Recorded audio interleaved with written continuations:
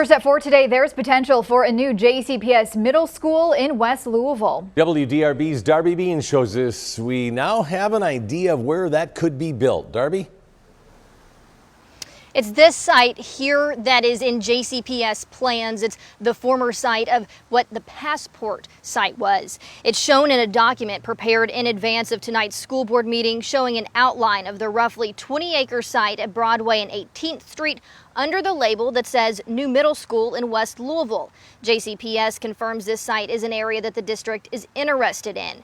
If it does happen, the middle school would be just across the street from an elementary school that JCPS is building close to the new YMCA at Broadway and 17th. The elementary school is scheduled to open in 2023. The site here has just sat since Passport stopped construction on an office building more than 3 years ago. A California-based healthcare group is supposed to take control of the property as part of its 2020 deal to buy Passport Health Plan. There's no word yet on whether JCPS would have to pay for the land or how much, and district officials are expected to talk about this at tonight's school board meeting, where we will have reporters covering what happens. And one of the big questions here is, what would this mean for Louisville taxpayers, especially because the city used to own this land? For that, we go to WDRB's business reporter Chris Otts, who's in the studio now with Fallon. All right, Darby, thank you. And yes, Chris Otts joins us now. You dug into this long, convoluted history in a recent WDRB Investigates piece. It's literally rusting. Neighbors are frustrated. So why has it been such an eyesore for so long?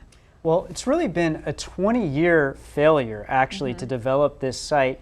And originally, it was a cigarette plant that was given to the city, to taxpayers, and then they brought in developers. It was going to be a Walmart, if people remember that, and there was some opposition to that plan and how it was designed. Then Passport came in 2018, swooped in and bought the site, and abruptly stopped work like 6 months later when they ran into financial trouble, and now it is sat here all along just waiting for someone else to come in and take it over. And speaking of financial trouble, let's talk about the money here. This land was once owned by the city, so is JCPS going to have to spend millions of dollars to get it back? That is one of the most interesting questions that I think we need to be following going forward, because this site was basically privatized. It was given to the city, and then they gave it to developers who sold it in bits and pieces over the years. And now the health insurance company, Molina, that will buy the site, may have to pay something like $12 million for it. So the question is, will it be donated to JCPS, or will the taxpayers of the school district have to come up with money, perhaps millions of dollars, to buy the site? And we just don't have those details yet. So on that note, what is the next step?